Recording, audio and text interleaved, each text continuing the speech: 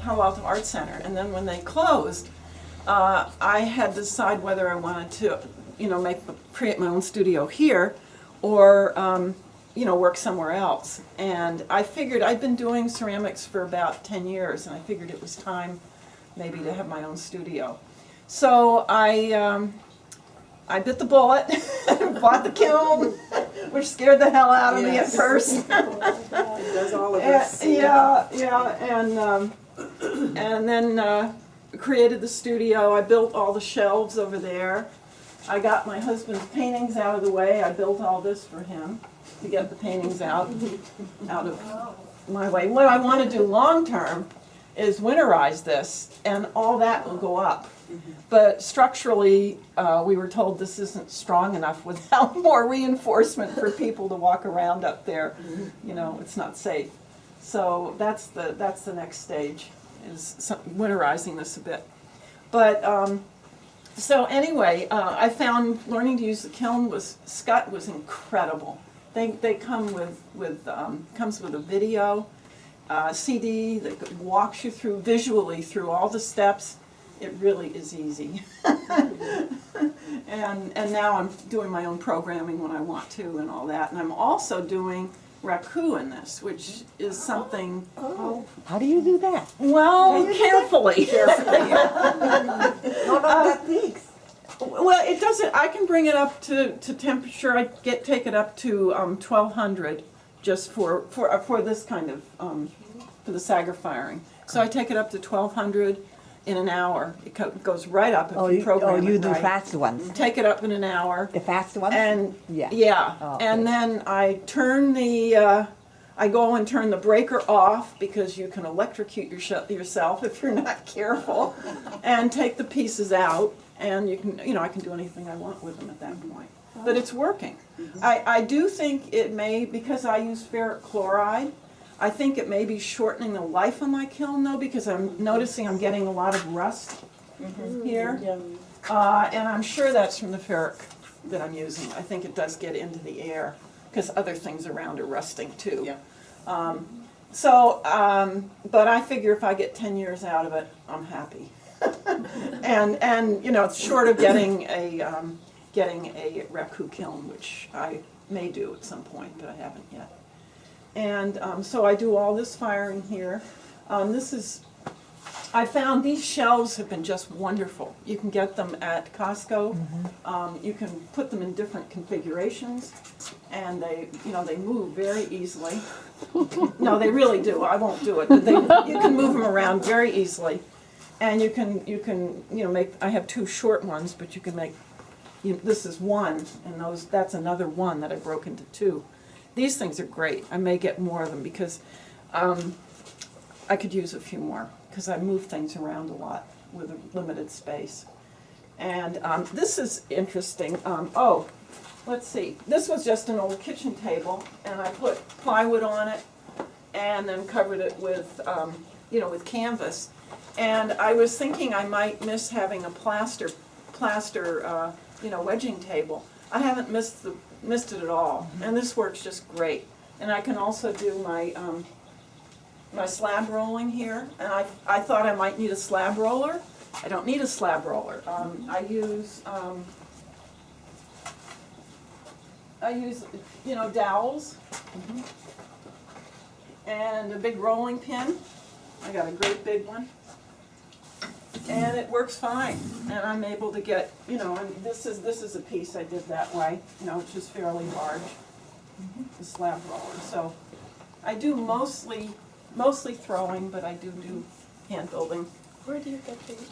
Oh, any hardware store has them, and you can get them in all thicknesses. I've been getting ones that are about an inch wide and then putting them. Yeah, see, this is a little wider. Oh. So you can get them in all thicknesses, and they're great. And you just, so you can roll your pieces out. This thing has also been fantastic. It's for plastering walls. It is just great for cleaning this table up. It's really great. I highly recommend it. And these I put on wheels. I have a lot of stuff on wheels. All of my glazes over here are on wheels. Yeah, this is actually something worth knowing about. You know, these are Gary Clarion at Palo Alto Art Center filled me in on these. Don't get the ones that you see at nurseries. They're not strong and they break. These you get at any Orchard Hardware or any of the hardware stores have them, and they're for, you go back to the area where they have dollies, you know, for moving stuff, and they're very strong, durable, and you know, you can put, and they're really good wheels. So I move my glazes around on these. Yeah, and I do recommend to the environment, if you don't have, if you're getting a kiln, they're really, I think, important to have. Although I like to not be out here when I have this going, at least for this firing. I usually, if I am out here, I open the garage door, but I usually avoid it if I can, because I'm just super sensitive to it. Even though there aren't supposed to be any fumes, right? Well, there are. Only if it was There a are. fairy. Yeah. So, but heat isn't a problem. These things are so cool. Do most of you have kilns at home, or? Yeah, most of you, or just some of you? I know. Yeah. It And, says 12 inches from the wall. Yeah. Is what mine said, but I Yeah. have it right. yeah, mine said, I 18 is think the it was one that's 18, on. 18 inches, but this is not. You can, when it's on, you can put your hand there and it's barely warm. You don't really There's feel more it. heat up than sideways, at least I on don't mine. know. I mean, even sideways, it's just so well insulated, you know. Now, I did get the 3-inch. I think there's a 2-inch brick that you can get. Get 3. I got the 3 because it's more energy efficient. Also, we had solar put in because I was really concerned about the energy that this would use. And I had enough put in, we had enough solar put in that it's taking care of all the electricity that I need for the kiln, which makes me feel good. Wow. So there was one period where I was firing it 3 or 4 times a month, and now I'm finding I'm getting into a pattern. It's about once a month, but it does sometimes go up and down depending on how much I'm doing. I'll know better after, I guess I have a year or 2 years experience. I can look back and see, well, actually I'm keeping really good records. That's something else that's really worth doing, you know, is keeping a good record book of your firings. Because sometimes you forget, you know, what you did. You like something and you can go back and look. And it also gives you an idea of the lifespan of the kiln. If you ever sell it, you can say, well, this is as many times I fired it and blah, blah, blah. So that's good. And let's see. The wheel is terrific. I have nothing much to say about that except it's a Brent CX, not their highest one. It's a CX, it's the mid-range one. I've forgotten what's the... Anyway, it certainly handles. I usually throw around, 8 to 10 pounds would be my maximum.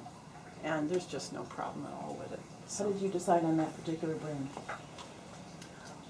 It was what I was used to. And I've tried the Shimpo and I didn't like them too much.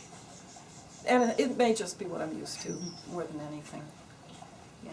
What got you started in ceramics? You said you'd Oh, only been doing interesting. it for 10 years. and Yeah. I thought, wow, I thought you'd been doing it forever. Your No. stuff is so beautiful. Well, my background was in art, and I used to be a sculptor, and anyway, and then over the years I had I've done everything in the art field you can think of. I taught art, I did commercial art, I did illustration.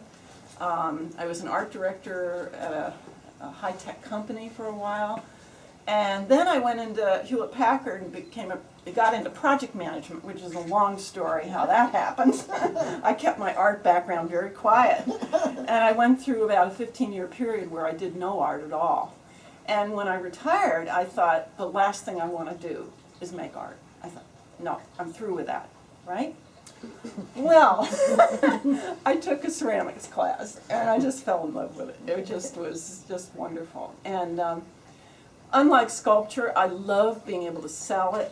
You know, I'm not making, I wouldn't want to make a living at it, you know, without teaching or something in addition to this. But I found it's just a great pleasure, and it's nice to make things that people enjoy, and you know you're going to be able to you don't sell all of it, but some of the better pieces get sold, and that's nice. It makes me feel good. So, and it's just fun, and I love the ceramics people that I've met. I mean, I think it's just a wonderful group of people. I think there's something, excuse the pun, but very earthy about potters. And I'm also a gardener, and I think I found a lot of potters that are also gardeners. So, it's just a real pleasure.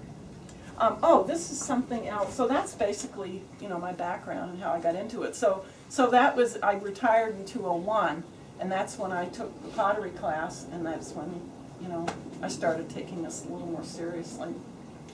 So, and I sell in 3 places. I have Allied Arts and Pacific Art League and Higher Fire up in San Jose, Dan Dermer's place. He's done a wonderful job with that, with his clay studio there. Just great, really nice environment.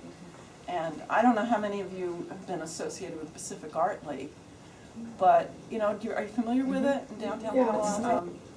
It's an art organization that's been around since 1921, and they teach a lot of art classes, and they also have a very nice gallery, and they don't have ceramics there, but they do sell ceramics, and that's how I originally got involved with. After working in a place and then coming and having your own place, will you abandon this and go back to another Good question. place, or will you Yeah. keep doing it? When I was a sculptor, I had my own studio, and I had for about 10 years, and I found it very isolating, and I was not happy. It wasn't, for me, I'm a very outgoing person, and I really like contact with people, and I found for myself it was not a healthy environment. So when the possibility, and I'd always said I don't want my own studio again, because it hadn't been a good experience, and so I worked at the Palo Alto Art Center, and that was perfect, because I could go in there. I was learning from people there. A lot of potters there were so gracious and helpful to me when I was a beginner. I really appreciated Gary Clarion and Jeff, Carlick, yeah, and others were just wonderful. So for me at that time, it was perfect. And now I'm finding, when the art center closed, for a while I went up to Higher Fire, in addition to having my studio here. And I found that I don't like working in the studio with everyone else now.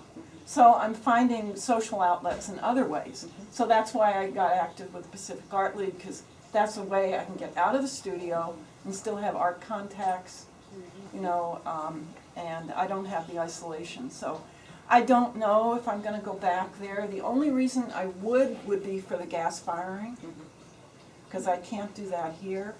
But I'm not sure yet. But I don't like, now I like the organization. I like to be able to do my sets. I like to be able to know when I'm going to trim them, and I don't like waiting for, So I don't think I'm going back, but, who knows? You always do things you say you'll never do. So anyway, are there any questions? There was one other thing I did want to mention.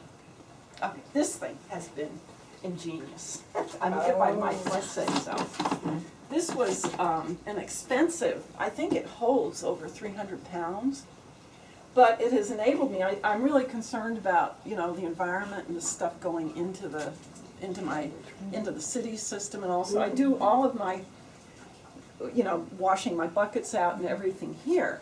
And this, becomes clear after a while, and I feed my plants.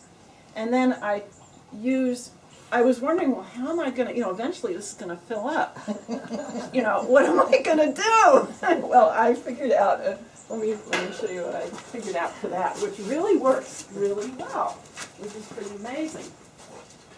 When it's starting to get full, I just take this strainer, and I dip it down in here and take out a big glob of clay, and I put it in the top of a garbage can, which is, actually I've got some right back there, and it dries in a couple days. Well, not a couple days, it dries in maybe 2 weeks, 2 or 3 weeks. So I never have to empty this, really. He doesn't smell? Oh, a little Clorox. Clorox works. Clorox, yeah. Just a tablespoon or two of Clorox, and that takes care of germs and everything else. And in the summer, I usually, we're on a cul-de-sac, so I just open this and I feel like I'm outside. In the winter, it's colder. And I use a space heater, which works pretty well, actually. It's not bad, but as I said, long term, and this does have windows. The door has windows, which give me a lot of light even in the winter, which is important to me. As I said earlier, I did mostly the Sager firing with the ferric chloride and various organic stuff, and I just decided I want to have two lines. I want to have a functional line where I can do some drawing again, which I'm really enjoying, and so this is sort of new for me in pottery, although I've done a lot of drawing in the past. And I'm trying to figure out how to do flowers without them being realistic. I want them more abstract. So, and Well, you've done a good job with the green and yellow. yeah, I think that's going to be pretty. I think this is going to work. It's going to. It obviously says flower, but Yeah, it's, but it's abstract. yeah. Yeah, that's just what I want. And these too. I think these are going to be interesting. I hope the colors fire up. And I kind of like colors that are very close to being screaming, very close to being incompatible. So you get that edgy feeling. Oh, yeah. They kind Like drinking orange. of started to do mosaics. I'm glad to hear about Peggy. You all saw my first attempt is that wall. Yeah, When we- that's yeah. neat. When we first bought, we moved in here about 3 years ago because my husband had a bad knee and we were in a 2-story house, and we said, we better do it now, not wait. And so the first time I saw this house, I saw that wall and I said, it needs a ceramic mural, but it's taken me 3 years to get there. But now I'm going to do the rest of the wall and then probably the other side of it. So It spreads. yeah, it's going to spread.